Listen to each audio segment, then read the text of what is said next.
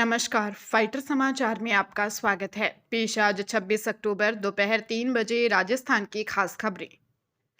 जोधपुर जिले में GST intelligence महानिदेशालय यानी डीजीजीआई की टीम ने पाली रोड कृष्णा नगर में गोयल परिवार के 4 भाइयों के बंगलों और बासनी सेकंड फेज स्थित ऑफिस व गोदाम पर एक साथ छापेमारी की। टीम ने घरों, दफ्तरों और प्रतिष्ठान में मौजूद दस्तावेजों, फाइलों और कंप्यूटर डेटा की जांच की। शुरुआती छानबीन में विभाग को बड़ी मात्रा में फर्जी बिलिंग और इनपुट टैक्स क्रेडिट से जुड़ी अनियमितताओं के सबूत मिले हैं। मामले में बड़ी राशि के फर्जीवाड़े की आशंका के चलते जोधपुर और देश के कई अन्य शहरों में कई ठिकानों पर एक साथ कार्रवाई की, जो देर रात तक चली। विभागीय सूत्रों के अनुसार बासनी सेकंड फेज स्थित रीतू रोड लाइंस के खिलाफ जीएसटी चोरी की सूचना मिली थी। जीएसटी इंटेलिजेंस की टीमें जांच में जुटी तो ट्रांसपोर्टर विष्णु गोयल और उनकी फर्म के कई संदिग्ध बिलिंग गतिविधियों के साक्ष्य मिले। तथ्य जुटाने के बाद जयपुर से करीब 40 से 50 अधिकारियों की अलग अलग टीमों ने कार्रवाई शुरू की। केंद्रीय औषधि मानक नियंत्रण संगठन ने देश भर में दवा की गुणवत्ता पर बड़ा सवाल खड़ा किया है। इस रिपोर्ट के अनुसार कुल 112 दवाओं के सैंपल गुणवत्ता परीक्षण में फेल हुए हैं। सबसे अधिक 49 दवाएं हिमाचल प्रदेश, 16 गुजरात, 12 उत्तराखंड, 11 पंजाब व 6 मध्य प्रदेश सहित अन्य राज्यों से संबंधित हैं। सबसे चौंकाने वाली बात यह है कि इनमें 3 कफ सिरप भी फेल पाए गए, जिनमें से एक नकली है। इन दवाओं का उपयोग दिल, कैंसर, मधुमेह, हाई बीपी, दमा, संक्रमण, दर्द, सूजन, एनीमिया और मिर्गी जैसी गंभीर बीमारियों के इलाज में किया जाता है। कुछ दिन पहले ही पंजाब सरकार ने 8 दवाओं के इस्तेमाल पर रोक लगाई थी। इनमें कोल्ड्रिफ कफ सिरप भी शामिल था। अब सीडीएससीओ की रिपोर्ट के बाद इन दवाओं से संबंधित बैच को भी बाजार से हटाने की प्रक्रिया तेज की गई है। साथ ही सभी मेडिकल स्टोर, डॉक्टरों और अस्पतालों को आदेश दिया है कि वे इन दवाओं का स्टॉक तुरंत जमा कराएं। अलवर में महिला से मिलने गए फिजियोथेरेपिस्ट के साथ हनी ट्रैप का मामला सामने आया है। महिला के साथ आए 2 युवक फिजियोथेरेपिस्ट को किडनैप कर गाड़ी में ले गए। एक मकान में 4 घंटे बंधक बनाकर महिला के साथ डॉक्टर की आपत्तिजनक तस्वीरें और वीडियो बनाए। वीडियो वायरल करने की धमकी देकर 30 लाख रुपए मांगे। मना करने पर कपड़े उतारकर पीटा। इसके बाद फिजियोथेरेपिस्ट को रास्ते में गाड़ी से धक्का देकर फरार हो गए। शिवाजी पार्क थाना पुलिस ने फिजियोथेरेपिस्ट की शिकायत पर मामला दर्ज कर तीनों आरोपियों 18 वर्षीय वसीम खान उर्फ मूसा, 21 वर्षीय प्रियांशु चौधरी उर्फ गोंदू और 33 वर्षीय शरूना को गिरफ्तार कर मामले का खुलासा किया है। एसपी सुधीर चौधरी ने बताया कि यह गिरोह पहले से सक्रिय है, पहले भी कई वारदातों को अंजाम दे चुका है। इनसे पूछताछ की जा रही है।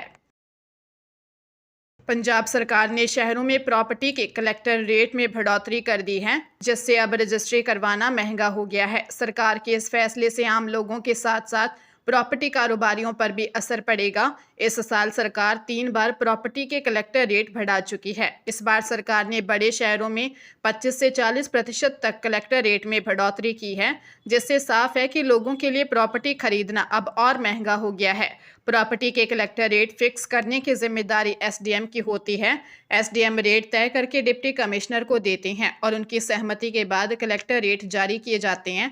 कलेक्टर रेट के अनुसार ही प्रॉपर्टी की रजिस्ट्री करवाने की फीस तय होती है। प्रदेश में स्थापित सभी निजी मेडिकल कॉलेजों को फीस संरचना के नियमों की कड़ाई से पालना सुनिश्चित करनी होगी। राज्य सरकार ने इस संबंध में एक महत्वपूर्ण आदेश जारी किया है। सुप्रीम कोर्ट द्वारा इस्लामिक अकेडमी ऑफ एजुकेशन बनाम कर्नाटक राज्य मामले में दिए गए निर्णय की अनुपालना में राजस्थान में नया आदेश जारी किया गया है, जिसमें निजी शैक्षणिक संस्थानों में शुल्क निर्धारण और प्रवेश प्रक्रिया को विनियमित करने पर जोर दिया गया है। आदेश के अनुसार राज्य स्तरीय शुल्क निर्धारण समिति द्वारा निर्धारित शुल्क संरचना का पालन सभी मेडिकल कॉलेजों के लिए अनिवार्य है। चिकित्सा शिक्षा सचिव अम्बरीश कुमार ने बताया कि कुछ निजी मेडिकल कॉलेजों द्वारा मनमाने ढंग से फीस वसूलने की शिकायतें मिलती थी। इसके बाद छात्रों के हित में फीस वसूली के नियमों में पूर्ण पारदर्शिता रखने के उद्देश्य से आदेश जारी किया है। पाली जिले में शादी के 3 साल बाद विवाहिता की मौत हो गई। महिला का 4 दिन से जोधपुर के मथुरा दास माथुर अस्पताल में इलाज चल रहा था। मृतका के भाई ने बहन के ससुराल वालों पर हत्या का आरोप लगाया है। साथ ही कहा, बहन के ससुराल वाले उसको बांझ होने का ताना देते थे। दहेज में कार नहीं दी तो उसकी हत्या कर दी। विवाहिता की मौत के बाद परिजन आरोपियों की गिरफ्तारी की मांग पर अड़ गए और शव उठाने से इनकार कर दिया। मृतका के भाई इंद्रजीत राज पुरोहित निवासी धर्मधारी गांव पाली ने बताया कि 32 वर्षीय खुशबू की शादी मई 2022 में पाली के पिलौवनी गांव निवासी हर्षित सिंह से हुई थी। उनका परिवार जोधपुर में रहता है। हर्षित का जयपुर में सोलर का बिजनेस है। शादी में आर्थिक स्थिति के अनुसार दहेज दिया था। कुछ माह बाद खुशबू की सास और जेठानी कम दहेज लाने और कार के लिए ताने देने लगी। पुलिस ने मामला दर्ज कर जांच शुरू कर दी है। बाड़मेर जिले के शिव थाना इलाके के अरंग गांव से कार सवार भरत निवासी बायतू, स्वरूप निवासी संचोर, कृष्ण निवासी संचोर, तनिष व रमेश का थार जीप में सवार 4-5 बदमाशों ने किडनैप कर लिया। सूचना मिलने पर पुलिस ने जिले भर में नाकाबंदी करवाई।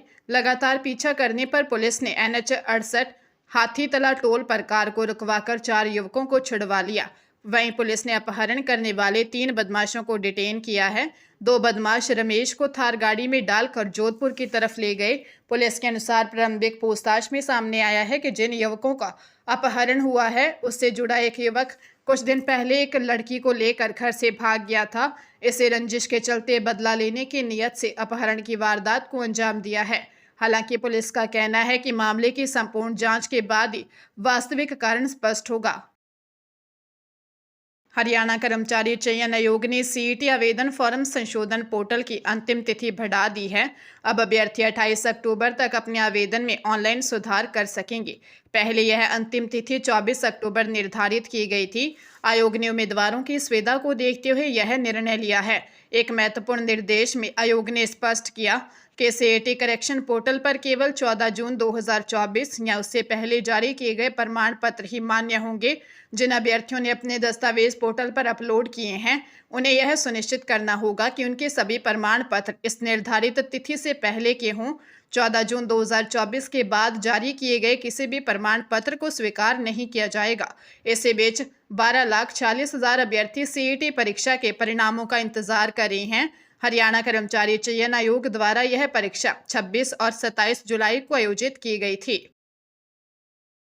अब उन छात्राओं को भी स्कूटी योजना का लाभ मिलेगा जो प्रथम सेमेस्टर के बाद दूसरे सेमेस्टर की किसी कारणवश परीक्षा नहीं दे पाती थी।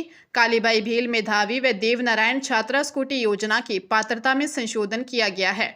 पूर्व में सत्र 2023-24 एवं 2024-25 में पात्रता के नियम थे कि छात्रा को प्रथम सेमेस्टर एवं द्वितीय सेमेस्टर की परीक्षा में शामिल होने पर ही पात्र माना गया था।